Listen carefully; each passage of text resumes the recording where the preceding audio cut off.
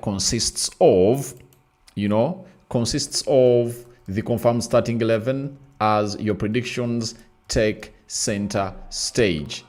You understand? So we are here to obviously look through and see what your thoughts are about this particular game of football in here, as Liverpool hosts the club known as Arsenal in here onto the Rokani Media Football. So I've obviously gone ahead to start a poll, and I'm really waiting to see what your thoughts are about it in there for you.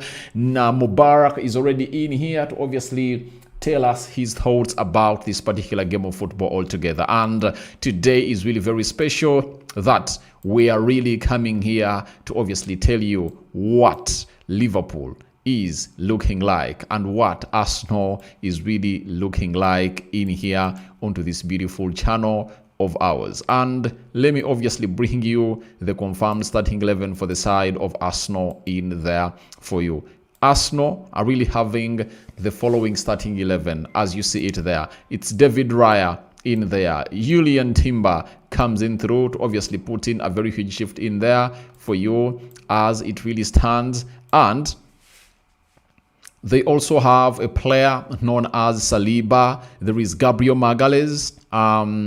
There is Carafiori. There is Zubimhendi, Declan Rice, Merino, Madueke, Martinelli, and Victor Gyokeres. That is how Arsenal are obviously going to be lining up today at what we call the Anfield Stadium. The bench really has Kepa Zabalaga, Madueke, Martin Odegaard. There is Leandro Trossard. There is Ethan Nwaneri. You understand in there. Let me obviously check it out very well because some names are not really okay. There is Eze Ebelechi, there is Lewis Kelly, there is Dowman, there is Harriman Arnold, I think. So that is the bench of Arsenal, and that's what the manager of Arsenal has obviously gone ahead to carry to take to the side of Anfield to see to it that he registers a very huge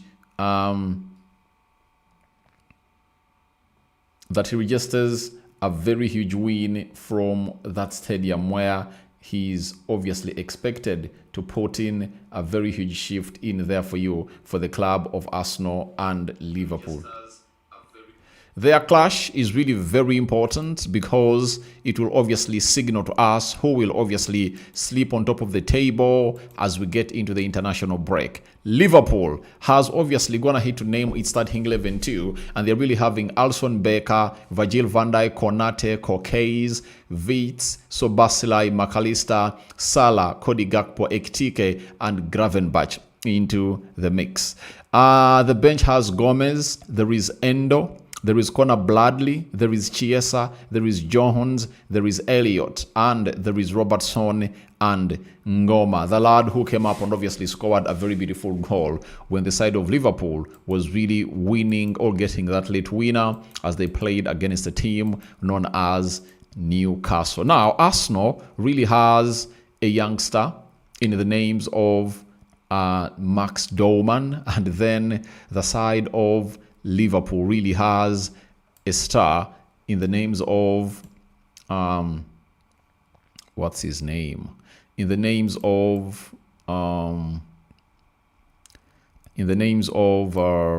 what's his name? Liverpool has Rio, and Arsenal has a player known as Max Dowman in there for you. So we'll be here to wait and see how things really pan out for this particular game of football in here. So as it stands, we are here to wait and see how things really pan out for the side of Liverpool in there and Arsenal. But for the side of Arsenal, they've gone ahead obviously bringing through a very huge side. And the system is 4-3-3 for the club of Arsenal. They obviously have David Raya in goal. Then Julian Timber right back, Carafiori left back, William Saliba right-sided centre-back, and Gabriel Magalhaes is being played as a left-sided centre-back. Martin Zubimendi, obviously, he's played as a CDM. Declan Rice, box-to-box midfielder, and Mikel Merino playing as a central attacking midfielder for the club of Arsenal. And remember, Merino and Zubimendi have been playing this role for some time together, and they can read each other like a book. If you've been following them up at Real Sociedad, they've been playing that midfield together, meaning that they really know themselves very well and they can complement themselves very well. And even when they've been at a side known as the Spanish national team, these two have obviously gone ahead to put in a very huge shift always, as they represented for the side of Spain. So that is the side of Arsenal for you, and we anticipate that Madueke right forward, Martinelli left forward, and Gyokeres is obviously going to be leading the line. And if you really watched my match preview, I think it's only Merino that I really got wrong, but you remember very well that I came up and obviously put up a disclaimer that we might see Merino, Declan Rice, and Zubimendi in that midfield. You understand? So that is it for the side of Arsenal, and we'll wait to see how they deliver at that stadium called Anfield in there for you. Then for the club of Liverpool, they obviously have Ekitike, Hugo in there, and they've gone in for a system of 4-2-3-1. They are having Alisson Becker in goal. So Basilai maintains his right back position. The manager's obviously going to have to play him as the right back, and wait to see who wins this battle in between him and a player called Gabriel Martinelli. Then the left back is Gyokeres for the side of Gyokeres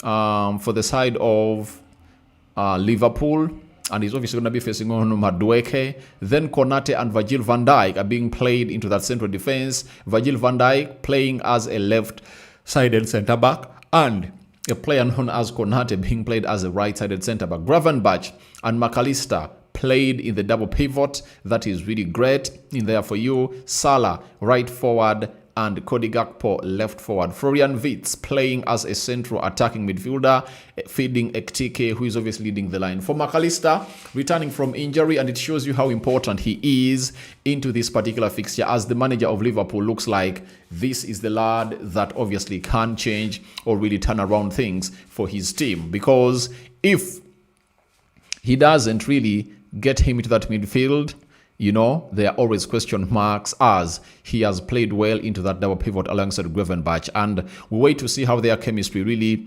cooks or really bonds with Florian Wirtz, obviously complement that midfield three for the side of Liverpool. So they get into this game of football with loads of optimism that Liverpool can obviously do the needful. And one thing I've gone ahead obviously credit this manager, he almost starts all the players he signed. Gyokeres is starting, Wirtz is starting in there, and if at all Frimpong was not injured, I tell you, he would have gone ahead obviously coming through and really start into this particular affair. Let's all admit onto this. So that's exactly what you're really having in here, and we are really excited to see how this game of football really goes in there. For even Hugo Ekitike is a new signing, and he went in for 80 million euros plus, and Liverpool went ahead obviously bring him in. We wait to see whether they get in Alexandra Isak or not in there. So that is how the game of football is really happening at the stadium of Anfield. In the next 12 minutes, the game of football will obviously kickstart. And when it kickstarts, you guys, you'll obviously excuse me a little bit. I'll go watch the game and return when this game of football is done and dusted to obviously bring you my thoughts about this particular fixture of Arsenal versus Liverpool. But remember, my prediction is 50% a draw, 30% Arsenal win, 20%. It's all about a club known as Arsenal.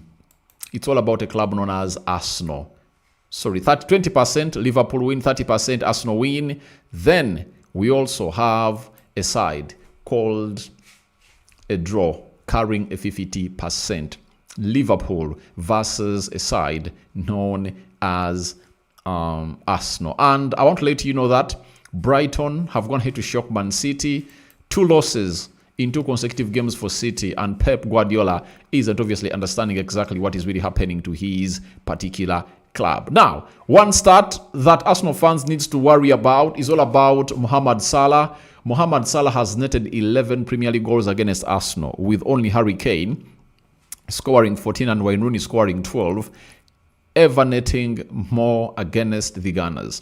One of those came for Chelsea, while the other 10 have been for Liverpool. Only Firmino has more against Arsenal, just for the Reds. That is it. So that's what you're really getting in through as a start. Ancelot has said it's about the 3 points. This is another difficult game. Last season, it was 2-2 at the Emirates and 2-2 at Anfield. So that tells you how close the games are. And that will be the case today. So he is anticipating a close game today. And obviously, it's going to be a game of fine margins. If at all, you really know exactly what fine margins have going to be in this particular aspect of the beautiful game of football. And we're here to wait and see what obviously overtakes the other. I'm going to see Carragher coming in. I don't know if you have something to say in here, and very many other people that have gone ahead to speak about this particular fixture in here. Jamie Carragher says Florian Wirtz is up against Subimendi, a player Slot knows really well. He tried to bring him to the club. It will be interesting to see if Wirtz can get on the side of him. Is he defensively aware enough to stop him getting on the ball? It hasn't been the perfect start for him just yet. We are only taking 2 games into the season, but he's come for a big fee, so you expect big things, and no better time to show than that today. Obviously, you anticipate a huge game for this lad. As I told you, one of the players that you should obviously keep a keen eye on is Florian Wirtz.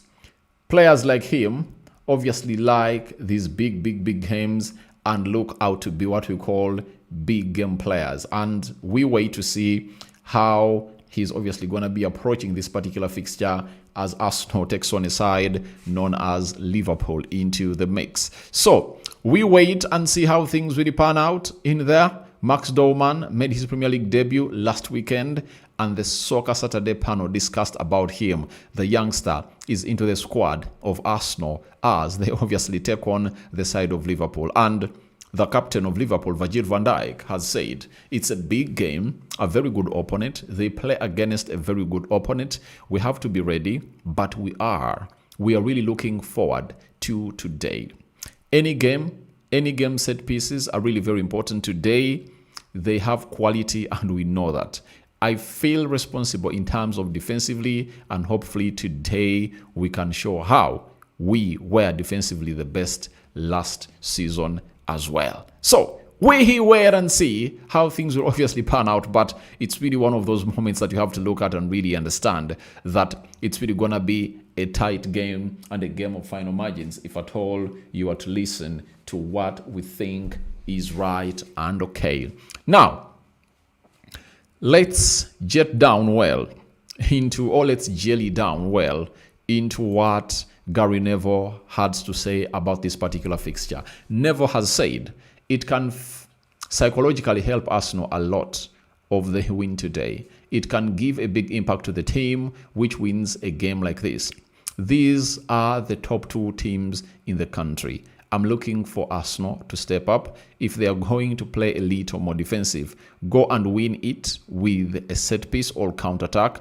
Don't settle for a draw. I think Liverpool will try to smash them out of the park in the first half, an hour. So Arsenal will have to be at their best defensively. That's what Gary Neville is really saying. And I think Arteta has a plan. He'll respect Liverpool and he'll hit them on the break.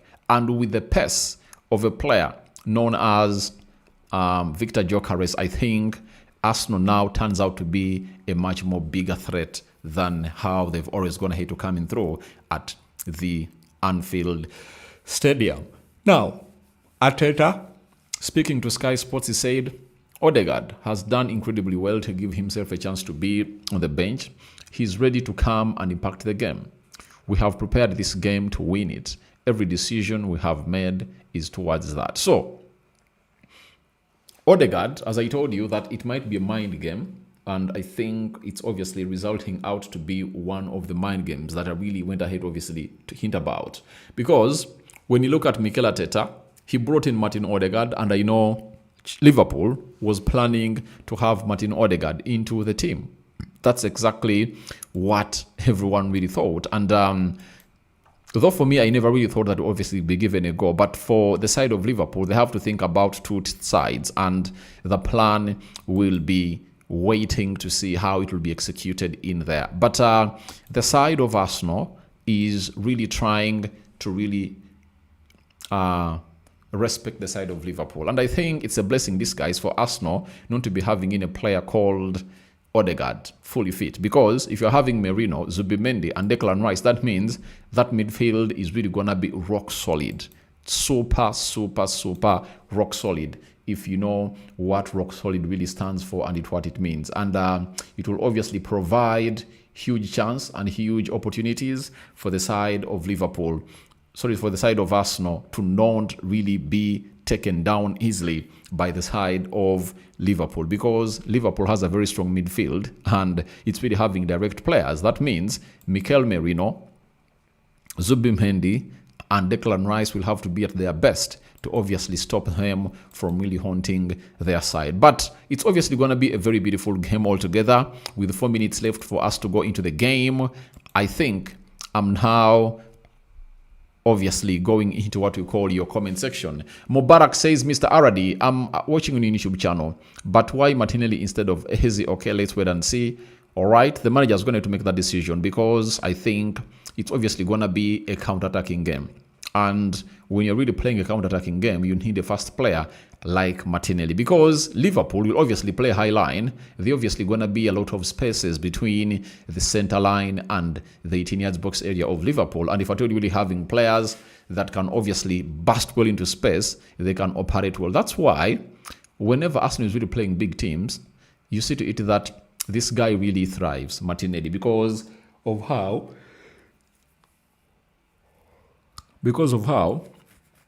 he obviously, because of how the opponents obviously leave lots of space, all acres of space there for him to operate. That is all about a player known as Gabriel Martinelli. And I think if you have your bench and it has Eze and Martin Odegaard, I think you stand a better chance to obviously come and really impact the game more than what Liverpool really has on the bench. When you look at Liverpool, I don't think that their bench is really that scary. Let's obviously be very realistic, because I think they're having Chiesa off the bench, Rio Nguemo, Harvey Elliott. That is it.